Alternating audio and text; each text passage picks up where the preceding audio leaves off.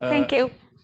Okay, so welcome to lecture 3, and we're going to continue on the theme of the interplay between non-linearity and variability. And we've done the interplay between non-linearity and spatial variation. So we are going to now talk about the interplay between non-linearity and temporal variation. And we are going to focus on 2 species interactions, which you've seen before, competition and consumer resource interactions.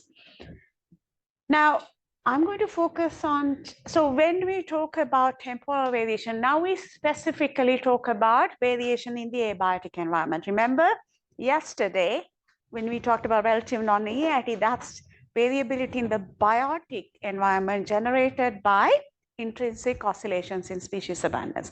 Now we are really interested in the abiotic environment. I'm going to focus on temperature variation because it's important, ubiquitous form of abiotic variation, and because climate warming is the defining environmental crisis of the 21st century. So I am going to talk about the storage effect, which was developed by Peter when he looked like that. He doesn't look like that anymore. Neither do I from that time or whenever. But the thing is, this is really important. And from my own perspective, Peter Chesson is the most seminal thinker in ecology to come after Robert MacArthur. And whatever you think about his presentation of these ideas in his papers, these ideas are fundamental. And it's important to spend some time learning them. Now, it took me years to really understand these things. And these lectures are a reflection of my attempts to make them simple enough that it could be understood by a wider audience. And I'm going to tell a lot of things that you haven't heard before, that you might not grasp in the little time that I'm giving them to you.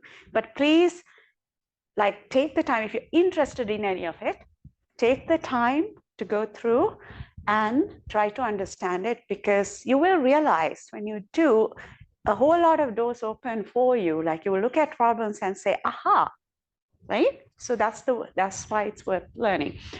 So we'll see, without further ado, just from the basics, what does storage mean, right? So this is not where you store your clothes. Again, what he means and what we understand by storage is that the gain in reproduction during favorable periods is stored in some way through adult longevity in species with overlapping generations, dormant seeds in annual plants, so that the populations can survive the losses it suffers during unfavorable periods, okay? Right, so we just want to get to the bottom of this. So the essential idea of the storage effect is very simple. It's in the implementation and the details that we tend to get confused. Basically, the idea is that the species experience little or no interspecific interactions when they're rare, and experience mostly self-limitation when they're abundant. What is that? That's the recipe for coexistence, right? Like you limit yourself. But now the challenge is, okay, that sounds simple, but how does it actually happen, and how does it specifically occur via the storage effect? Now, the storage effect famously has 3 components, and we are going to try to really understand what these things mean. First is what is called the species-specific responses to environmental variation, meaning each species has a specific type of response. And then the second thing that really confuses people, because Chesson actually didn't say what type of competition he was talking about. There's a negative or zero correlation between the favorability of the environment and the strength of interspecific competition, okay? The third thing is called buffered population growth. Now, let's think about this. Species-specific responses to environmental variation and also just to emphasize the fact we are now talking mostly about abiotic variation, temperature, rainfall, extrinsic to the feedback structure of the system. So the idea is that the environment that maximizes fitness is not the same for all species. right? Obvious examples are colder versus warm periods of the year, serpentine versus non-serpentine soil. This is soil with chemicals versus, metals versus not. There are lots of things like that. And very importantly, species differ in the way they respond to this variation. So for example, some do better at warmer temperatures, others do better at cooler temperatures. Very simple idea, right? We're all with you. You're all with me now? Right. So the idea is when you have species-specific responses, what that means is an environment, abiotic environment favorable to one species tends to be unfavorable to its competitor, right? So what that means is they mostly encounter conspecifics and therefore experience stronger intraspecific competition and little or no interspecific competition. This is really a very simple idea. You're separated in time or space, so you mostly interact with your own, conspecifics, individuals of your own species. Now, that's a very simple idea. In nature, the way it happens is a lot more subtle and a lot more complicated. So that's the species-specific response, okay? And from that flow, all the other requirements and the predictions we can make. So this is critical. They have to be different. If all the species respond the same way, then they coexist to the kinds of things we looked at before, for example, right? In the absence of variation. Now, this idea is correlation between environmental favorability and strength of competition. And now, since having seen this, you sort of should get a glimmering of what that should mean, right? They differ in their responses, meaning some part of the environment is favorable to the focus species, that's unfavorable to its competitor, right?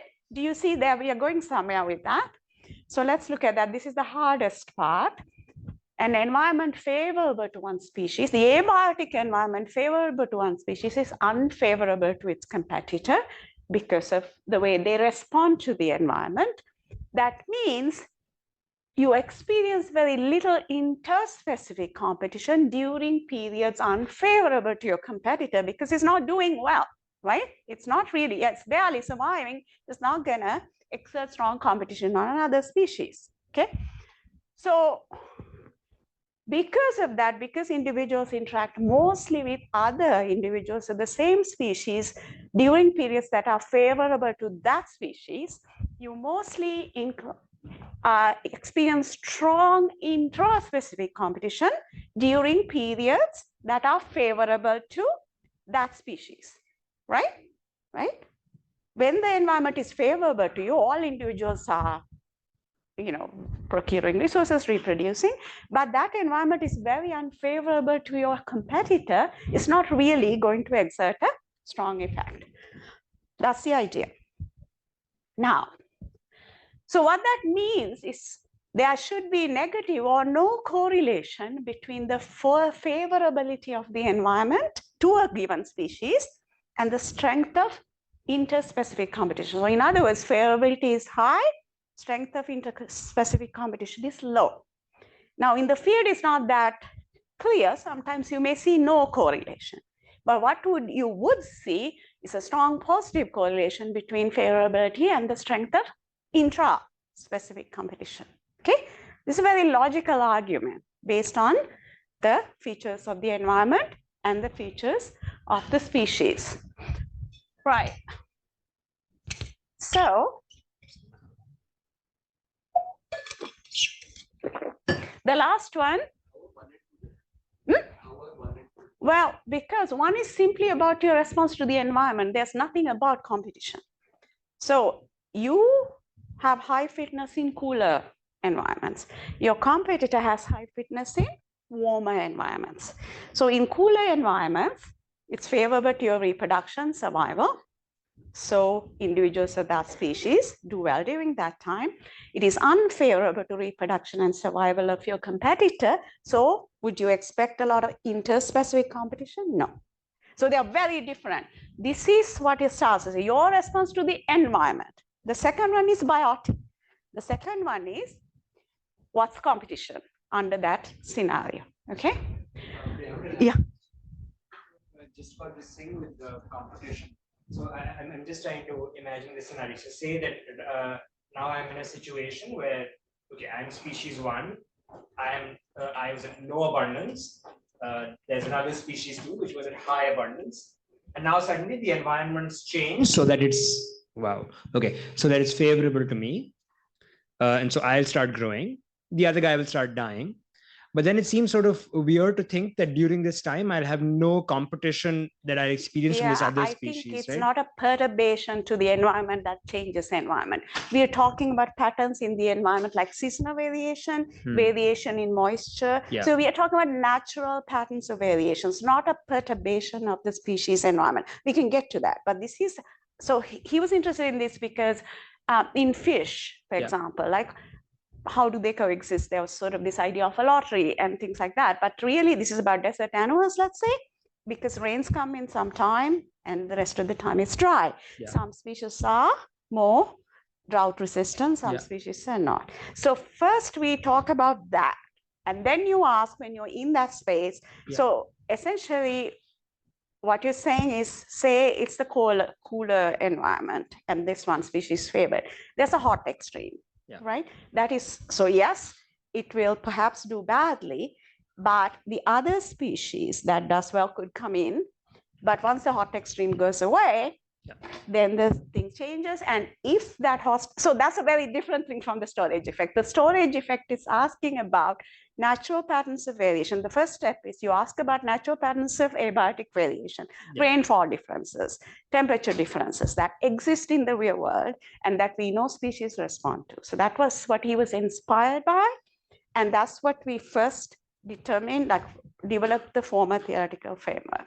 Okay. But I guess I'm still a little bit confused because I'm trying to put this in the context of like the other competition models that we studied during the school. For instance, if I think of Volterra, where you have some constant per capita competition strength as a so you don't have constant per capita competition strength. So this is a temporally varying. It wouldn't be abundance dependent at all, it wouldn't be. I will go through the formalization. So because if I lived in that world, this would then not be. No. See, remember that's in a constant environment.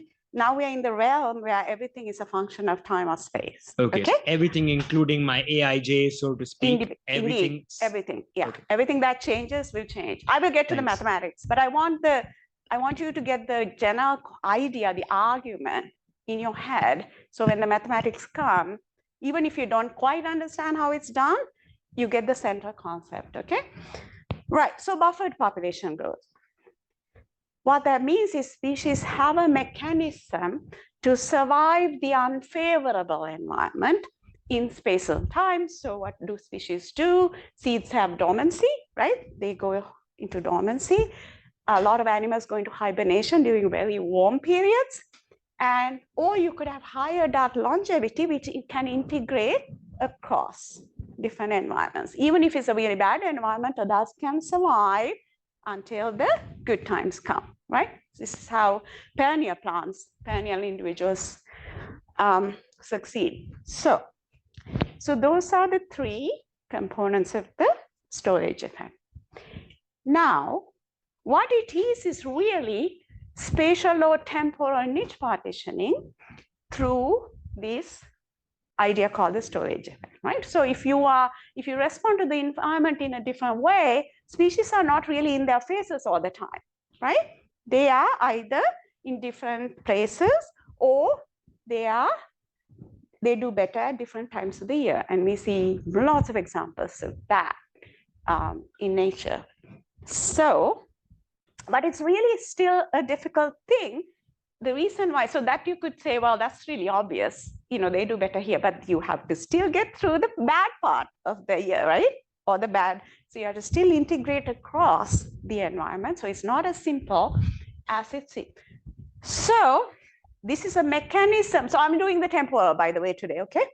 We have to just do one first so we can apply it to space later. A mechanism for temporal and niche partitioning that's framed in terms of species response to abiotic environmental variation. I also sent the lectures to you, so you will have these notes, which I have to say I should be selling somewhere because they are actually it took me a long time to come up with this, which is very helpful for understanding this. So here is, we have a hierarchy of mechanisms. There's the mechanism for temporal niche partitioning, which is the storage effect. The mechanism of the storage effect is this interplay between environmental variation and competition. Remember, we talked about this yesterday too.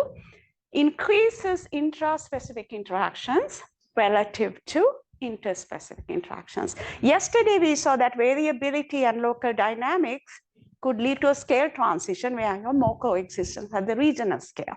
Now, here's a different way in which the interplay between environmental variation and competition can allow coexistence, okay?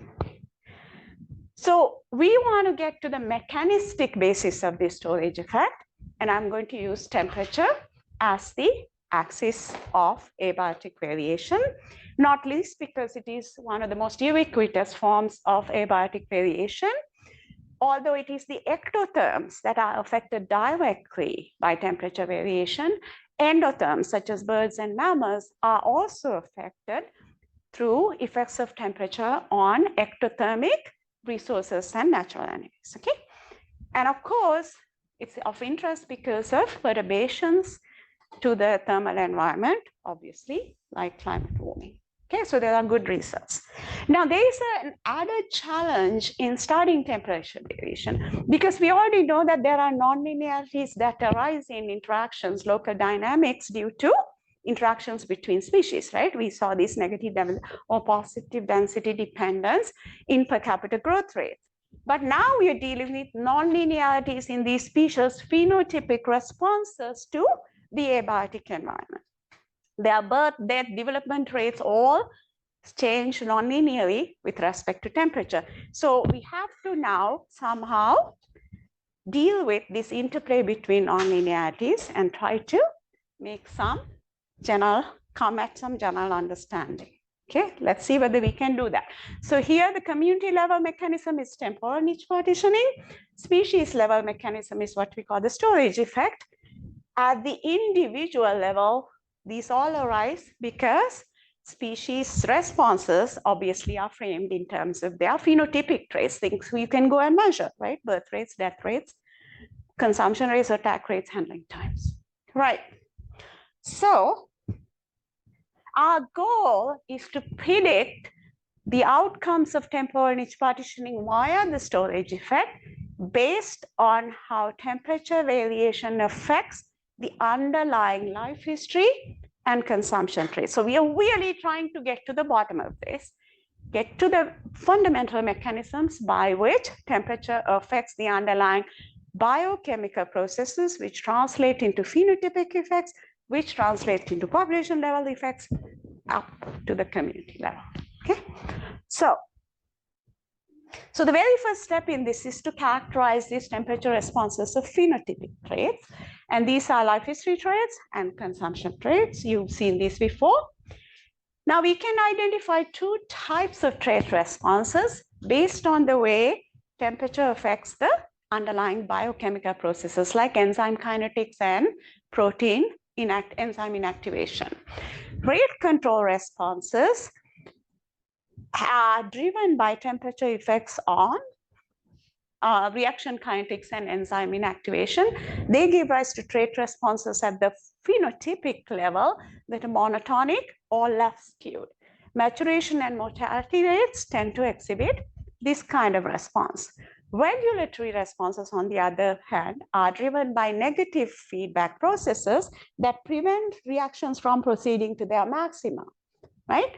So these tend to, these show at the phenotypic level unimodal and more symmetric responses, more like a Gaussian, and birth and attack rates tend to exhibit this kind of response. So let's look at some data. These are some data for a large number of insect and arthropod species. You can see that the mortality exhibits a monotonic increasing response. These are the data for development for a large number of species. You can see the maturation rate exhibits a left skewed response. There are very fundamental thermodynamical reasons principles that can explain that how this, at the core of it, temperature, heat, enthalpy, entropy, all of those things work in the same way in these organisms as well as, so these temperature responses functions are derived from first principles of thermodynamics. Okay, I don't have time to go into any of that, but there are lots of papers in thermal biology, right? And here we see the temperature response of reproductive traits, which tend to exhibit a more symmetric unimodal response.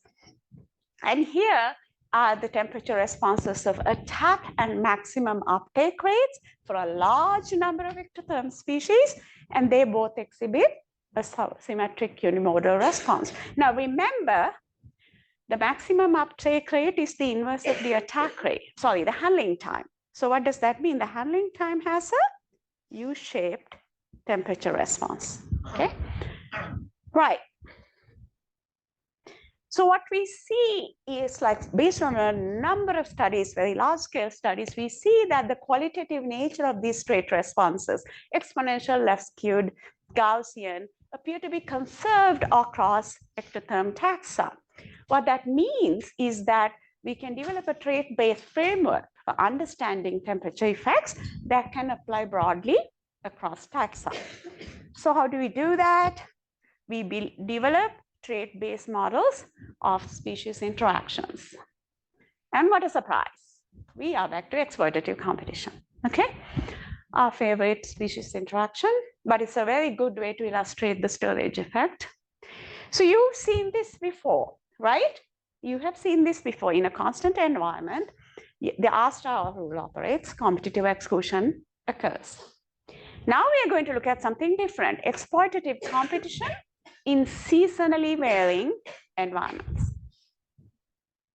Now, we have the exact same model, but now every trait is a function of temperature, capital T, which is a function of time because temperature varies over time seasonally, right? That's a fact of life. Yeah. I encapsulated here to the T. So, the trait, the examples data, that you showed before this, is it strictly in the same generation or is it across multiple generations?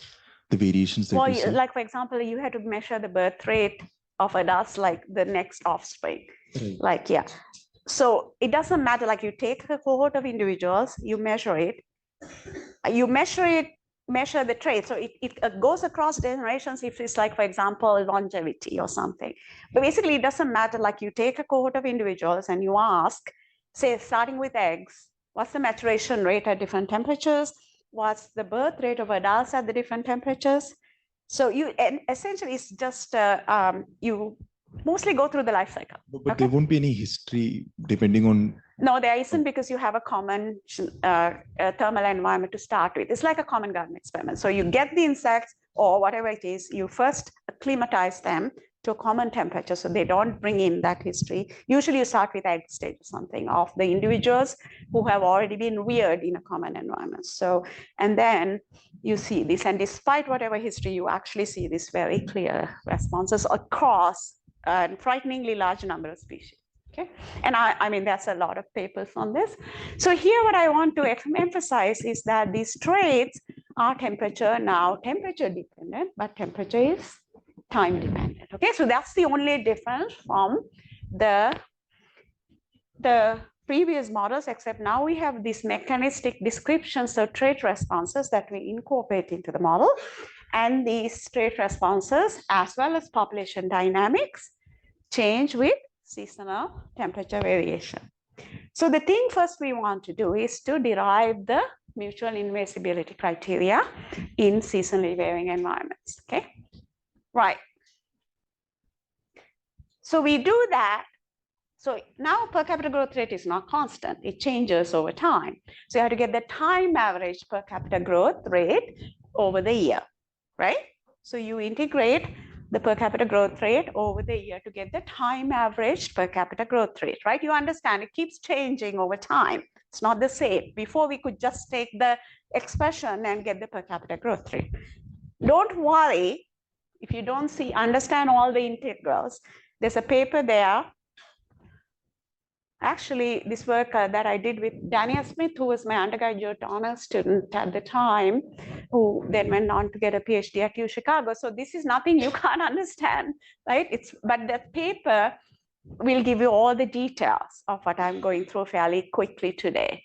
Okay, so that's the time average growth rate. So then we can write the mutual invisibility criterion like this. So the important thing here, that's R star in a constant environment, there will be a constant. Yes, Prajwal. How do you ensure that the time averaging is, you're taking it more than the time scale of variation? No, you don't. You take it on the right time scale. Okay, so if it's on the same time scale, is it good enough? Rather, like what do you mean by that? If I'm varying the temperature seasonally. You're not varying the temperature, it's varying in the nature. Yes. Yeah. If the temperature is varying seasonally, what should my time average be? Well, we take it over the year. We take it over the year. So that's at least always over the seasons. year. Yeah, because that's how seasonal change happens, right? They are inter. Okay. So annual variation. So basically seasons change within the year, right? And that's our time frame. So tau would be 365 or point whatever days, 25. Okay. So here, as this quantity is now the instant. So R star is not constant is the point, right? R star is not constant. This is the instantaneous resource availability set by the resident consumer in a seasonally varying environment. So it's the time varying R star, right? Before we had a constant R star, now we have a time varying R star. What does that mean? That means the strength of competition by the other species changes over time, right? R star could be low, and that means high competition. R star could be really high at some other time during the year, and then competition is very low. That's what we are trying to get at. Now, we are actually considering linear functional responses. Here's an approximation we are going to make for the reasons of analytical tractability. So when consumers exhibit linear functional responses and temperature variation is predictable. So this is applied to seasonal variation, which sort of comes to some stationary distribution, okay? So in that situation, when the amplitude of seasonal fluctuations remain approximately constant over time, the instantaneous resource availability set by the resident can be given by TIFF. Only under those conditions. This doesn't apply to climate warming, which is, as you know, is a non-stationary environment, right? The mean and the variance keep changing. So that's our approximation, which is pretty good for regular seasonal variation. For example, I measure this temperature variation for insects. It's pretty regular with a few changes in the absence of warming, of course. Okay, now then. So then we can write these mutual invisibility criteria in seasonal environments. Don't worry about any of the details. It's just the same you saw before, except we are integrating it over the year, right? Because you want the average thing. Now, we can, if you look at this carefully, now we can, okay, so I'm doing something here. Then what we do is we modify this. We can separate the integrals. So we do a little bit of rearrangement, and we can come up with this. And this happens to be consumer I's lifetime reproductive success in a seasonal environment. So these equations embedded in this criterion are a lot of really important biological quantities, okay? So that's what we did is we stared at what these things meant, and we came up with some findings that are quite sort of insightful. So here, now notice this, the lifetime reproductive success is determined by the competition by the other species, right? Your lifetime reproductive success now is determined by the other species, because what does the other competitor do? It could increase your mortality or reduce your birth rate, okay? Now, so then what we do is we do some more rearrangement. We separate the temperature independent components from the temperature. So you can take stuff out of the integral, right? You know that, the constant terms. So you do that, we do some algebra, and we can derive the sufficient condition, the full condition for mutual invisibility. And that happens to be this, where these are temperature independent components. What that is the R star value of species 1 at its optimal temperature for reproduction. And this is the R star value of species 2 at its optimal temperature for reproduction. That's a constant, right? Because species generally have in ecological time some optimum. It could change, but that's on evolutionary time. And often it's not possible because of biochemical constraints. And then these, the ones with so these things are the temperature dependent, the primes notation. The prime notation here give the temperature dependent mortality and consumption rates, okay? So now, from that, you can just get the necessary condition, which is the outer condition, right? So that has to be, that's the necessary condition for invasibility. Invasibility itself has a necessary and sufficient condition here, right? Now I've just dropped the health. Do not worry about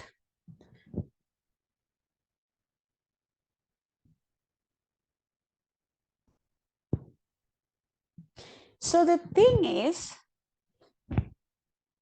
the challenge for us is to work out how these non-linearities in these trait responses and competition translates into satisfying this criterion. Now, we can rewrite this like this. Again, don't worry that this will become important. That's the time average mortality rate. This is the time averaged resource acquisition rate for the two species. Now, this will mean something in a second, okay? So here we can specify the criteria for coexistence in seasonal environments. If both necessary and sufficient conditions are met, species can limit themselves more than they limit others, and you can get stable coexistence.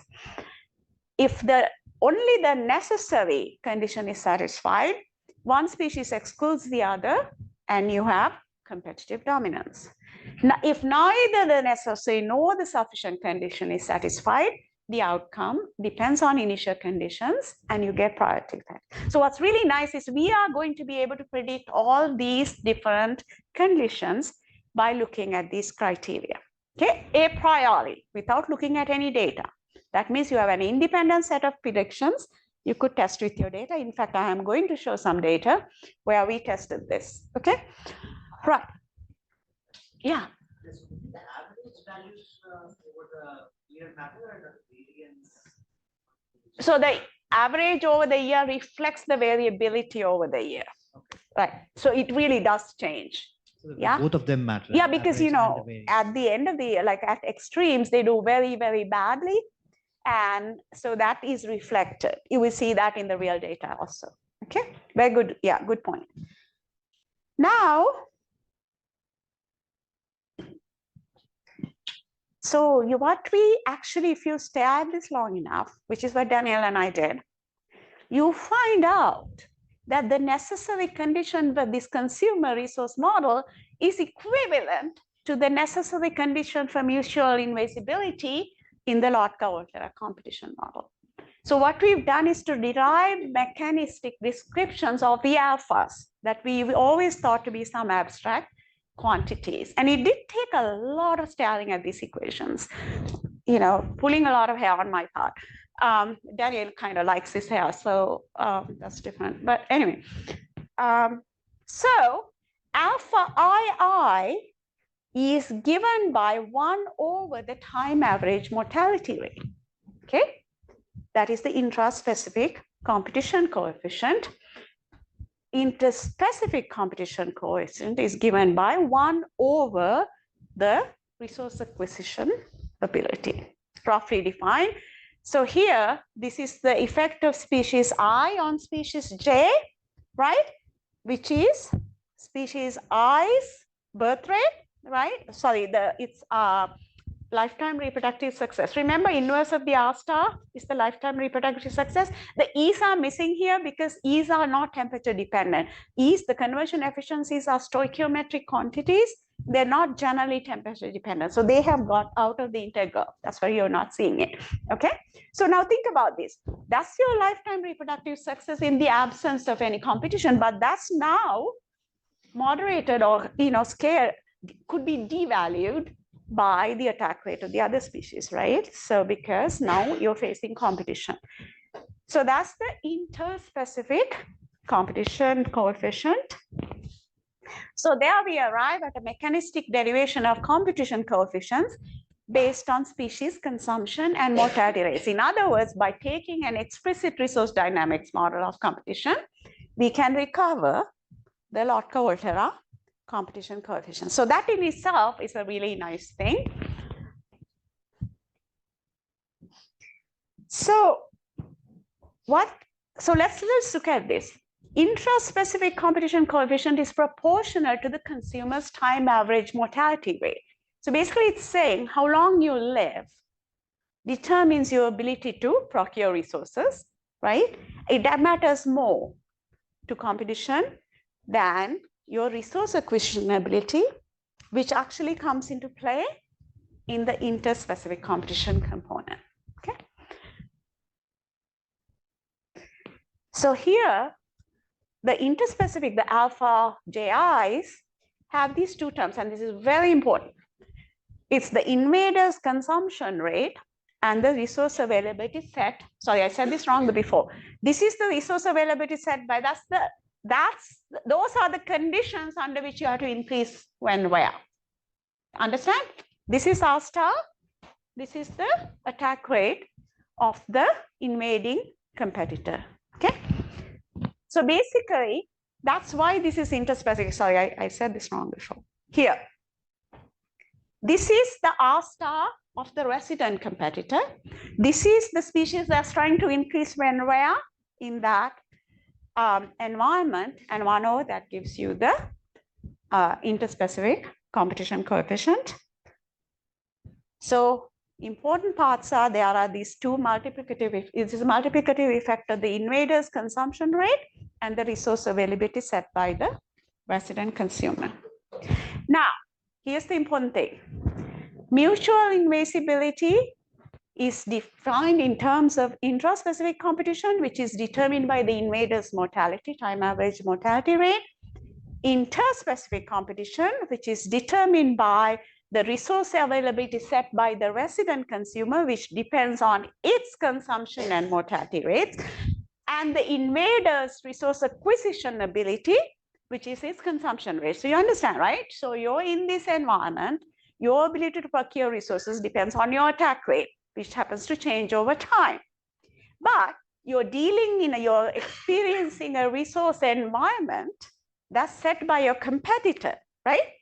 And that resource environment in the R star, time varying R star, is determined by the resident competitor's time average birth and mortality rates, right? So this is all expressed in terms of life history and consumption rates, which are the fundamental parameters that drive population dynamics, okay? All right, so then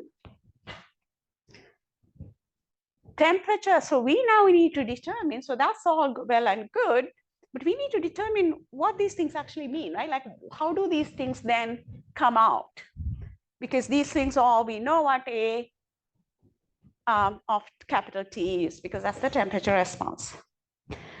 So we need to determine the temperature effects on resource availability that a species encounters, the resource consumption by the species, and its mortality. That's all you need to know, but that's a lot actually to know. So now, temperature response of the mortality rate is given by the Boltzmann-Arrhenius function. And the important quantity here is the Arrhenius constant, AD, which determines the rate at which mortality changes with temperature. And that's going to matter a great deal, because you can see the slope of this curve determines how much mortality you experience in a temperature, in a thermally variable environment. Because you're like experiencing a lot of it, right? Before we had a mortality rate that was constant. right? One, just scalar. Now we have this thing, and then the consumption rate tends to look like this with an optimal temperature for consumption and some response breadth given by S sub A here. So these functions are not like pulled out of a hat. These are, so the Boltzmann-Innes function happens to provide a very good description of temperature responsive mortality rates for a large number of species, as I showed you, and the consumption rates given are well described by a Gaussian, which it is, okay. So here, so in this case, the relative strengths of intra and interspecific competition depend on the nature of thermal adaptation. And thermal adaptation, in turn, is driven by latitudinal variation in seasonal temperature regimes. So in tropical climates, we have high mean temperatures and low amplitude seasonal fluctuations. In temperate climates, we have low mean temperatures and high amplitude seasonal fluctuations. So what that means is higher latitude, everybody knows this, like higher latitude species tend to be cold adapted, right? They have lower thermal optima. Why? Because they experience a cooler environment and they're active at lower temperatures. In contrast, lower latitude, like tropical species, are warm adapted. They have higher thermal optima, right? The optimum is the physiological optimal temperature for reproduction and consumption. So that's the temperature at which your attack rate, your birth rate is maximal. So all organisms, ectotherms, tend to have an optimal temperature, and they're active at higher temperatures, right? So so this optima here, in this is the temperature response of birth rate or the attack rate. And here you can see there's an optimal temperature for reproduction, reproduction or consumption. And there's some temperature range over which the species can function, but it's much less than the optimum at temperature extremes, right? That's the sort of the effect of life. So, and I'll show you some very good examples of this in a second. So then, of course, the relative strengths of intra and interspecific competition depends on the nature of thermal adaptation. And the thermal adaptation, what am I doing? Sorry, yeah. Oops. Here. So here's the thing, nature of thermal adaptation, active at lower temperatures. I went the wrong way. Lower latitude species tend to be thermal specialists. They have narrower response breadths and they're active over a narrow temperature range. Why? They only experience a narrow temperature range, right? Higher latitude species tend to be thermal generalists. They experience wider response breadths and are active during a wider temperature range. Why? Well, they need to be generalists in order to take advantage of the warmer parts of the year and to be able to eke out a living, so to speak, during the cold extremes, right? So obviously, intraspecific competition depends on the thermal adaptation.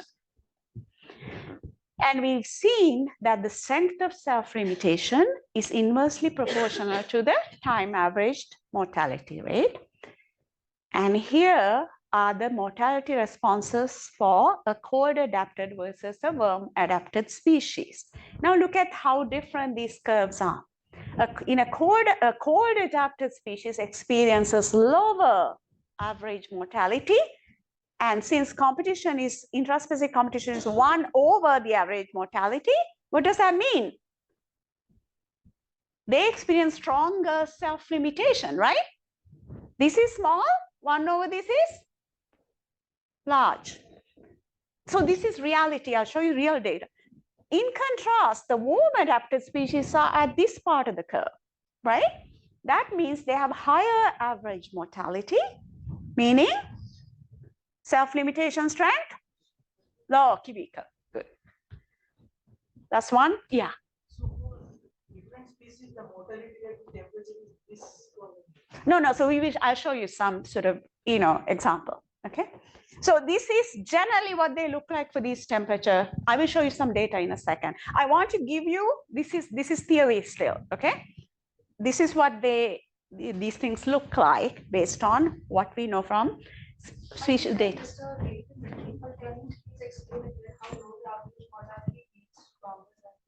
Because in our derivation, we found that in the mutual invisibility criteria, the component that corresponds to alpha II is 1 over the mortality rate. That's a non-intuitive thing that comes from looking at a model that's framed in terms of not entirely non-intuitive, because your lifespan or the time you spend that's available to you to acquire resources determines how much impact you could have on other species. Okay, sorry, other individuals. Okay, now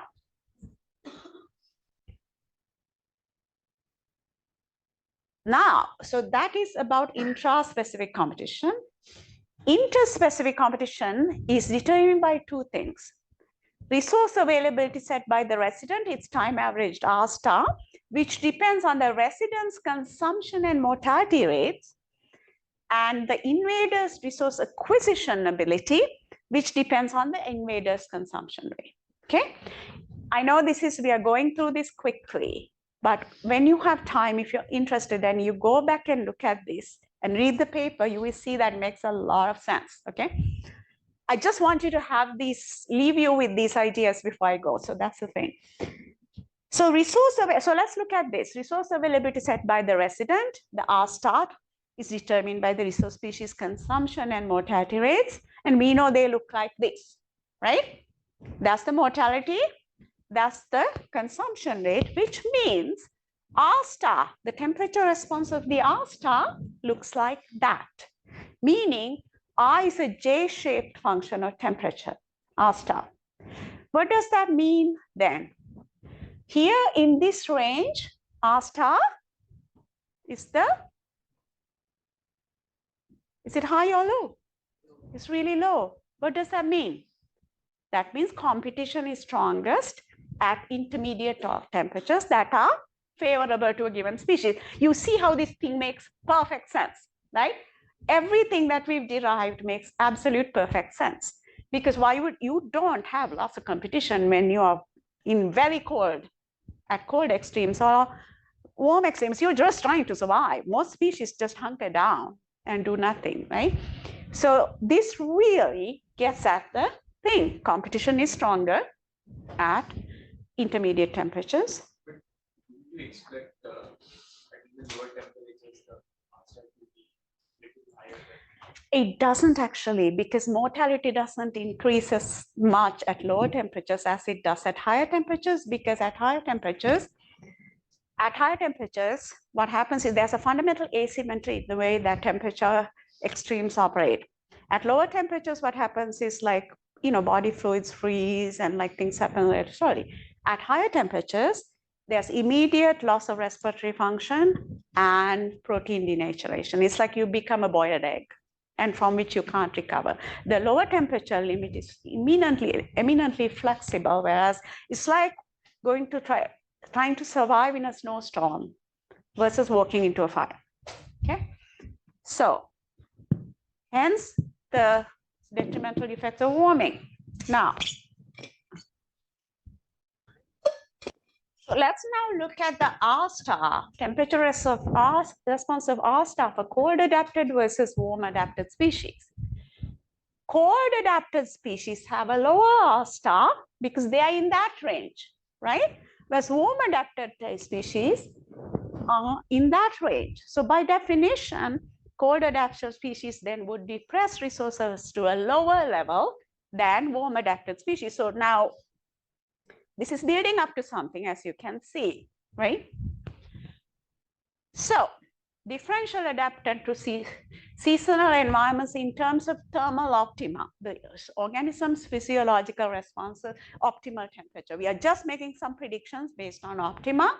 We find that cold adapted species experience stronger self-limitation than their warm adapted competitors. cold adapted species deplete resources to a lower level, meaning they have lower R star than do their warm adapted counterparts. Now we want to look at the response spread. So we were looking at the optima, right? The temperature that's most favorable to that species. But they also have a response spread. If species are active at other temperatures, they have to be, because the environment changes. It doesn't stay at the optimum. And in fact, at higher latitudes, species are always below the optimum. Okay, so we want to make generate some expectations. Here are the mortality responses for a thermal specialist versus a thermal generalist. A thermal specialist experiences lower average mortality because it's exposed to a narrower temperature range. That means compared to a thermal generalist, which experiences, because the mortality response is concave up, right? So that means a thermal specialist experiences stronger self-limitation than a thermal generalist. If you think about it, this makes perfect sense. They're all squeezed into a very narrow temperature range, right? You have nowhere else to go. So again, as I said, this makes perfect sense biologically. It's kind of really interesting how the mathematics yield things that actually make sense, even though they looked like, what do they even mean anything? Now let's look at the R stars. Thermal specialists again experience a narrower range of R star, and they have therefore a lower R star compared to a thermal generalist, which can experience a larger temperature range, right? Make sense? Yeah. So, and also, by the way, this J-shaped thing is found time and again for like plankton, lots of different species. This is real, okay? So here's the thing, differential adaptation. We see differential adaptation to seasonal environments based on differences in response spread, which determines whether you're a thermal specialist or a thermal generalist. Thermal specialists limit themselves more than the generalist competitors. Thermal specialists deplete resources to lower levels or have lower R star than do their generalist counterparts. So we can say, we can come up with a mechanistic basis of the storage effect in thermally variable environments. Species that exert strong first of all, they do exhibit species-specific responses, as we saw, right? They are in different realms of this thermal environment. Species that exert strong interspecific competition, such as cold adapted species or thermal specialists, are more self-limited than those that exhibit weaker interspecific competition, such as warm adapted species and thermal generalists. What is that a recipe of? Disaster? No. It's a prelude to coexistence, right? Species that exhibit very strong competition on other species should be more self-limited, otherwise there's competitive dominance. So we're getting somewhere. Whether that's true, we are yet to find out. So now the really important thing is, all that's well and good, but can we generate some testable predictions that people can go out and measure easily and use to say something about competing species at any given latitude, okay? So I'm going to show some empirical observations. The difference between a species' physiologically optimal temperature and the mean habitat temperature tends to increase with increasing latitude. So here are the data for the per capita birth rates for a tropical and temperate species. These are insects. You can see in the tropical species, the physiologically optimal temperature coincides with the mean habitat temperature. Why? You're always at the mean, your optimum should be at the mean, right? Because that's what you experience. However, when you look at a temperate species, the optimal temperature is much, much greater than the mean habitat temperature. Why do you think such a thing has evolved? Because No, because there are warm periods of the year that they need to absolutely capitalize on in order to survive in this harsher thermal environment. Okay. And you see lots of this in data. Empirically, we also see that the response breadth increases with increasing latitude because at higher latitudes, you experience more fluctuations. And here are real data for a tropical species. Oops, there is a zone here, the temperature range experienced by them, which you can't see for some reason. That's supposed to be this region. Okay. The third thing is species do in nature differ in their temperature sensitivity of mortality. Here are 3 species. You can see the slope is quite different. That's the mean temperature experienced by each of the species. Okay. So when you're down here, your mortality is here, right? When you're up here, your mortality is here. So now what we want to do is to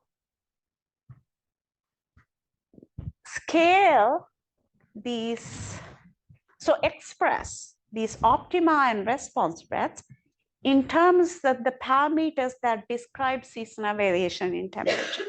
Okay, that way you can derive some general expression. So if you go out and measure the mean temperature and the fluctuations, which in any country you can get from some, Department of Meteorology or something, then you can actually say a great deal. So what we are going to do is, so the seasonal variation in general is characterized by a mean temperature and amplitude of fluctuations. Okay. So that's what we say. So MT is the mean, AT is the amplitude of seasonal fluctuations. Now we will say consumer 1 by convention is the resident species and consumer 2 is the invader. We are going to say the resident, so here's how we express in terms of the temperature parameters.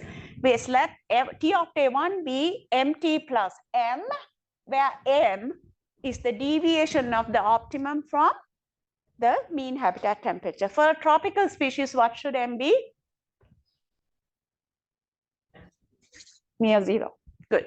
So, and then we could say the invader's consumption rate is equal to the resident's consumption rate plus some quantity X, which could be positive or negative, right? It could have a higher or lower, where X is the deviation of the invader's consumption optimum from the resident's consumption optimum. You see that, where by doing that, you need to really get at the M's and X's, right, to say something about coexistence. So we also scale the response breadth. If SA1 is the resident consumer's response breadth, then we scale the invader's response breadth by that, by using this quantity V, which is the ratio. Okay. And then we do the same thing with the temperature sensitivity and mortality. We always scale it, normalize it by the resident. Okay. So if this quantity is greater than 1, what does that mean? Who is more sensitive to temperature? The resident, right? Sorry, the invader. If it's less than 1, it's the resident. So it's really simple. That's much more useful than saying one has 9,500, the other one has 15,000, right? Instead of which we now know how they differ, because what we care about is how they differ. So then what we can do is we can incorporate these back into our invisibility criteria that we derived before. When we do that, and I'm not going to go through that paper does, you get an expression for the necessary condition for mutual invisibility that's mechanistically derived and consists entirely of measurable parameters. That's the beauty of it. Okay. By using the actual temperature regime to describe differences between species, you can come up with something that looks gnarly, but that's just the temperature regime, right? This is the sinusoidal component, and the rest are different combinations of parameters. What's really interesting is we can get testable predictions with just 5 parameters. The seasonal temperature regime, mean and amplitude, and the biotic parameters are the differences between consumer species in their thermal optima, their response breadth, and temperature sensitivity of mortality. So you see that by doing that, you come up with a general framework where that can apply to anything, right? So here, the most important thing, and perhaps the most counterintuitive thing, is that density independent mortality, just the background mortality rate, which actually we find drives into intraspecific competition, is crucial to coexistence in thermally variable environment. Now, I and others have found this time and again. It plays a crucial defining role in thermally variable environment for ectotherms, okay, because their mortality is directly. So the thing is that this kind of trait-based model provides a mechanism for species-specific responses to temperature variation, which we have framed in terms of, in this case, temperature sensitivity mortality. So do you see that we now have sort of quantified those species-specific? We have three things, right? M, which is the difference in optima. V, the difference in response rate. So that takes care of all the unimodal responses like attack rates and birth rates. And then you have P, which is the temperature sensitivity mortality. Thus, these exemplify the species specific responses. If they're 1, each ratio is 1, or M is 0, X is 0, you have no differences between species. Okay? So then, here are our predictions. We expect mutual invasibility to be possible based on what we've learned if the cold adapted species with the lower thermal optimum, experiences greater temperature sensitivity of mortality, meaning it will have a steeper mortality curve. Now, that's not really obvious to you because you didn't look at that invasion criterion more carefully, right? But that happens to be true. Actually, it's not that non-obvious because we saw a series of graphs with the different mortality things, right? So what we expect is the cold adapted species should have a steeper mortality curve and a lower attack rate at higher temperatures. That's not actually that odd. If you're cold adapted, your mortality should increase steeply as the temperature increases, right? That makes perfect sense. They really don't do well. Cool. Temperate species really don't do well in the tropics. And they will have a lower attack rate at higher temperatures, obviously, right? That's not their favorable time. Warm adapted species should have shallower mortality curves because they're at that high end, right? If that part is shallow, you get less mortality. And they obviously have a higher attack rate at higher temperatures, right? These are expectations. Do we know whether these are true? No, they may not be met. But if they are met, then we can say something about the storage effect driving coexistence in thermally variable environments. Yeah, so here, a steeper mortality curve means lower mortality at lower temperatures and stronger self-limitation during the favorable parts of the year. That is obvious, isn't it? That makes sense. You're cold adapted. You're just there in the cold period. All of you are there in the cold period. So you're going to, and you're not going to see many warm adapted individuals from another species succeeding in a cold environment. So you are going to mostly experience intraspecific competition, right? Steeper mortality curve also means higher mortality at higher. So this is really important. So that was saying intra, right? We also need to generate a prediction about interspecific competition, which involves the R stars. And R stars have the residence attack rate and mortality rate, right? So this one is a little more involved. A cold adapted species having a steeper mortality curve means higher mortality at higher temperatures, obvious. But when that's combined with its lower attack rate at higher temperatures, means that the cold adapted R star, species R star, is higher at higher temperatures, right? Right? Because it doesn't do well. It can't depress the resource as well at higher temperatures. That means, what does that mean? It exerts weaker interspecific competition during the warmer parts of the year, which happens to be the favorable thermal environment for the warm adapted species. Do you see that what I said at the beginning materializing here? So because the cold adapted species is favored in the cold environment, it's not going to exert very much interspecific competition on a warm adapted species because its R star is going to be much higher in that temperature realm. Okay? Okay. So having, by virtue of their thermal adaptations to a cooler, colder environment with a low mean temperature and high amplitude seasonal fluctuations, they evolve lower attack rate optima and greater temperature sensitivity to mortality by virtue of being cold adapted. That means that cold adapted species tend to limit themselves more than they limit their warm adapted competitors. So in the same way, a shallower mortality curve means that lower mortality at higher temperatures, right?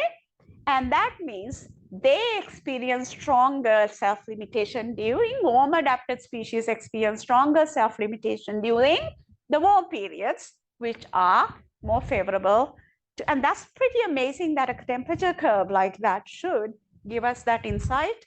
And of course, that temperature curve is what we see in these species. So now for the warm adapted species,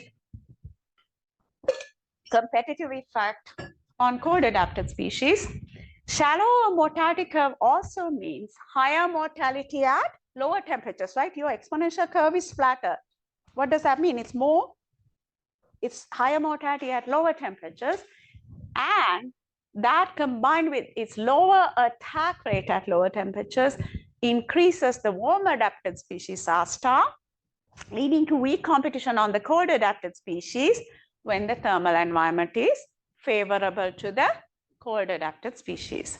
You're sort of getting the idea here, right? I know it's a lot, but it's very logical and supported by the biology. So since these warm adapted species have a higher attack rate optimum and a lower temperature sensitivity of mortality, then in their favorable environment, they limit themselves more than they would limit any other species, which they're not going to encounter anyway, because cold adapted individuals are not going to survive very well in the warmer thermal environment. So that's why then thermal adaptation can lead to a negative covariance between the abiotic environment and the strength of interspecific competition, meaning when the environment is favorable to you, strength of interspecific competition is low, right? So you have a negative effect, or you may not see it at all. So I said that we get these criteria for coexistence in seasonal environments where you have the necessary and sufficient leading to coexistence, necessary only leading to dominance, and neither necessary nor sufficient leading to priority effects. Now we want to see whether we can make predictions about each of these three cases based on trait responses, okay? Because if it's a sort of a somewhat general theory, it should be able to predict that. So when cold adapted, so this is what we find from the model, okay? When cold adapted species are more sensitive to temperature effects on density independent mortality than warm adapted species, the necessary condition is always met. If that happens in any system you're interested in, the necessary condition is always met and priority effects are not possible. And that's kind of useful to know ahead of time, okay? When the cold adapted species is less sensitive to temperature effects on independent DI mortality than warm adapted species, necessary condition for mutual invasibility is always violated, and you can have the possibility of priority effects. See, the reason why that's good is because priority effects are really hard to see in nature, right? If you had some idea that this could happen, you could alter the initial conditions in an experiment and see whether that outcome is realized. So the nice thing here is that the trace-based invisibility criteria can predict conditions for coexistence, competitive dominance, and priority effects in thermally varying environments based on these trait response forms. Okay. Now I want to show you. So that's all well and good. Does it ever apply anywhere? So we tested our own predictions with data from this insect host parasitoid system I've been studying since I was a graduate student. So the host insect is the harlequin bug. This is a hemipteran herbivore that feeds on an endemic plant species in the California coastal sage-grouse. Now this bug has, you see it's very brightly colored. It has no natural predators. Its only natural enemies are these two egg parasitoids. These are hymenopteran insects that parasitize eggs of other insect species. And one is Trisochus mergantiae, the other one is Oencertus johnsoni. They compete for host eggs because those species are too large to parasitize eggs in any other insect species in this community. So it's a nice community. We know the interactions, and although it's small, it's got really interesting suite of interactions. So the question, the coexistence of these parasitoids on this host, it has been a puzzle since I was a graduate student. In the lab, these are from our experiments. In the lab, Oencertus excludes Trisochus within one parasitoid generation. No matter how many times we do this, how many times we repeat this, this is what happens. Okay.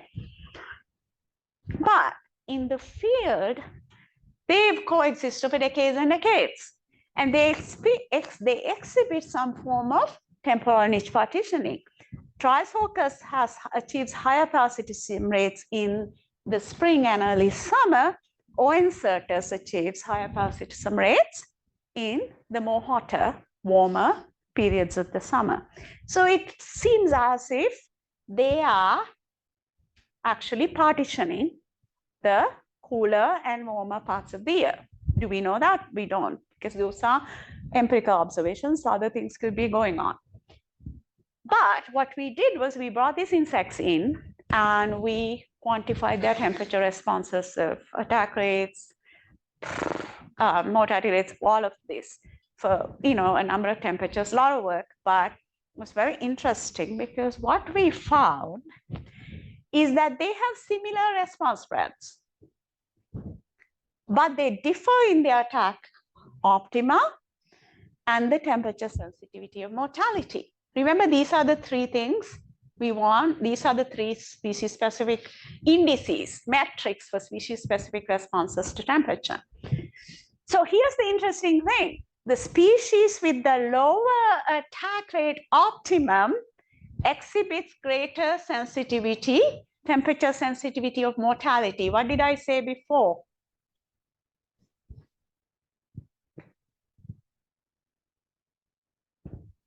This, right? So this means in this system, the necessary condition for mutual invasibility should be satisfied. Priority effects should not be possible. And in nearly 25 years, I've never seen anything indicative of priority effects, okay? So this is our necessary condition, just to remind you. Now, here we have plotted that condition for this species data. The black curve is the left-hand side, right? And the green line is 1, which is the right-hand side. And this is the graph, shows the difference in the species attack optima X. This one shows the difference in the response breadth V. So these are the species-specific responses to temperature. And you can see for the observed difference in thermal optima, the criterion is met. The observed difference in response breadth, the criterion is also met. You see, it's below the 1 line, right? So that means for the actual measured responses of these species, we satisfy, this criterion is satisfied. That means either species can increase when rare, when the other species is abundant and fully exploiting the resource in this seasonally varying Mediterranean climate. Okay. So the next thing is about the sufficient condition, which, as you know, is the harder one. So here, let me explain what's going on. The black and red curves depict the invasion boundaries for the two species. Let me check. The black one is, this is the black curve is the invasion criterion, invasion boundary for Trisorchus. Above that, below that criterion, Trisorchus can exclude O. incertus. The red curve is the invasion boundary for O. incertus. When this ratio is above that, O. incertus can exclude Trisorchus. And within this region, which on my computer is gray, is the region of coexistence, right? It's kind of like, how many people remember this from yesterday or the day before when we did this for intragray predation? We got invasion diagrams like this, right? And then we got that area. So this is a very different thing. And here is the difference in response breadth. This area, when the response breadth ratio is here, O. incertus wins in competition. When it's here, Trisorchus wins in competition in that region. And then look at our data. That's the mean response. And that's the standard error associated with that response in the real data that represents intra-specific variation in these species-specific responses. And you can see the mean is just at the edge of coexistence, right? Just at the edge. But the variability experienced by the species is within the, so if there is the variation around the mean, that sort of gets to your question as well, that these species exhibit in their trait responses could allow them to coexistence, as long as they're not always at the mean. Now, what we did then was, how likely is that? So what we did was then we did a sort of a, we drew 10,000 random draws from this distribution, the confidence intervals around that mean, and we drew this frequency histogram. Here's the mean that we see, that's the mean outcome that you saw before, and this is the distribution, and here's the coexistence region, right? The mean just misses, but it's still within the variation as long as the R star, the ratio is below this value, you can get coexistence in the field, okay? So it means it's possible, but if they are their mean, so you see that this is a species, the necessary condition is met, but just coexistence just through temporal niche partitioning is not guaranteed. And that is indeed like what seems to be going on. Although you can see that we see in the field that they do exhibit that this was before warming. Warming has changed everything to a completely different picture. And so here are the species abundances as predicted by the model, actually the parasitism rates predicted by the model. And these are the empirically observed parasitism rates based on our data. And you can see there's a pretty good match between the model and the data. So the question, of course, is this overlap sufficient that Trisorchus should get excluded, right? So here, we've looked at exploitative competition in seasonally varying environments. Our approach has been to derive mutual invisibility criteria in terms of mechanistic descriptions of trait responses to temperature. Here are the key insights. The exponential nature of the mortality response, which is universally observed in ectotherms, from everything from microbes to lizards. I don't know about snakes. Nobody measures these things in snakes. That means that self-limitation strength decreases with increasing temperature, right? Cold adapted species and thermal specialists experience stronger intraspecific competition than warm adapted species and thermal generalists. So what's good about that is if you know something about the response, the trait responses of a given pair or community of competing species, you can say something a priori about their likelihood of coexistence through differential responses to temperature variation, okay? And here's the other thing, the exponential nature or that concave up nature of the mortality response translates into lower R star and stronger interspecific competition at temperatures below the optimal for the attack rate than above it. So that's the attack rate. And this is the mortality rate. Okay.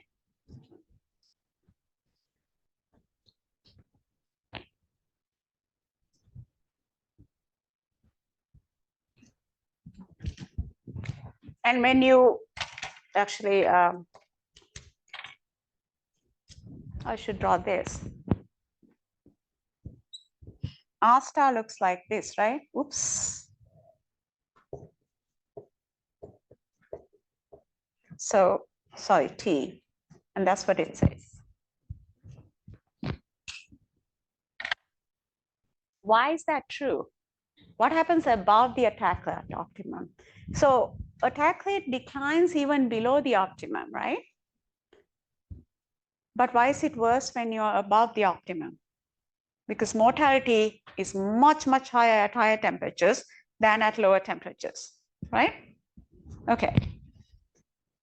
So thermal adaptation is such that cold adapted species and thermal specialists exert weaker competition on warm adapted species and thermal generalists when the environment is favorable to warm adapted species and thermal generalists, and the opposite is also true.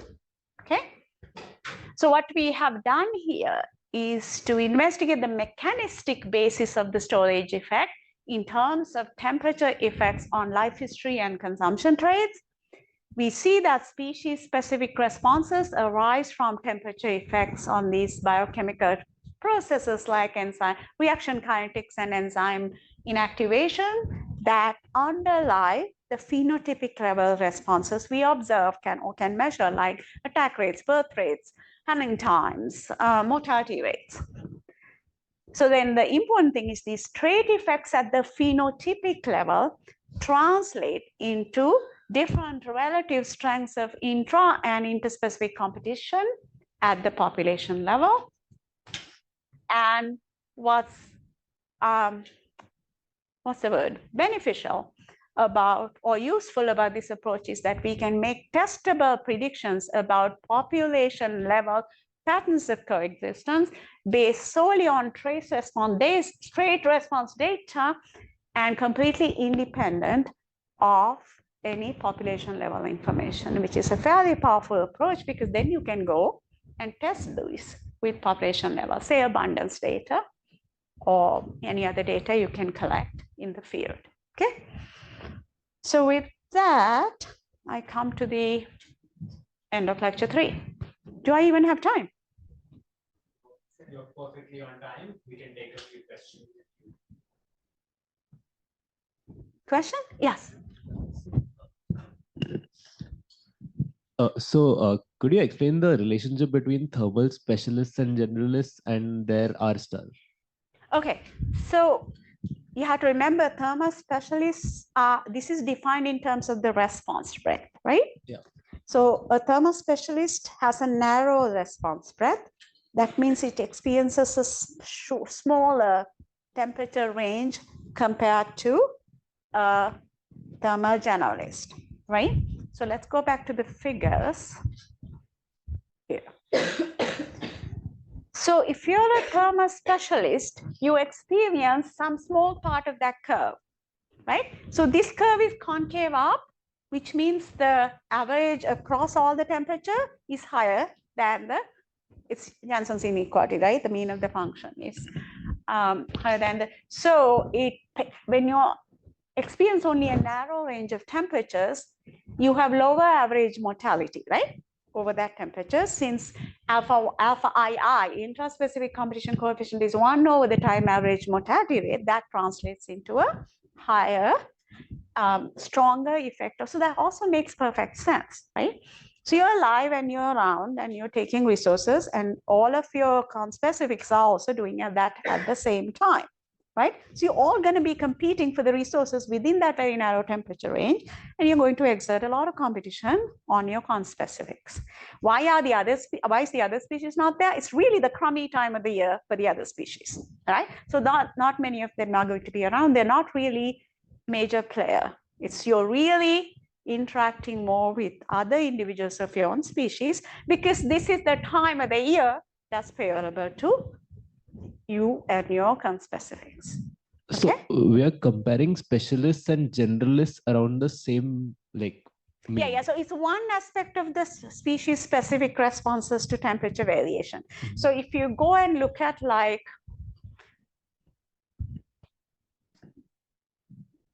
so R star looks like this, right? Yeah. And that's a function of both mortality and attack rate, right? So that's what we are getting at. So here, so that is, we get this because of this, right? But depending on where you are in these curves, so to speak, your R star is going to be here or here. So lower R star means stronger competition, right? On the other species, higher R star means weaker competition. So this is interspecific competition. Mortality gives you intraspecific competition. What's really interesting is that for interspecific competition, both mortality and the consumption rate matters. For intraspecific competition, it really is your density independent mortality. In other words, how long you can be alive during the most favorable time of the year, which in fact, if you think about it, if you're not alive, you're not taking resources. So that's why that density independent mortality makes such an important contribution. So then here, so they experience, so this part's clear to you, right? They experience more self-limitation. Here, if you're a thermal specialist, you're on a small part of that curve, right? So which means on average, your R star is lower, right? If you are a thermal generalist, you're going to be experiencing. If there are no more questions, then we can break for tea. And if there are other questions, please, Priyanka's around. Yeah, so before you go, I have to say it's been an absolute pleasure. And you kids are, you students are very incredibly smart and ask really good questions.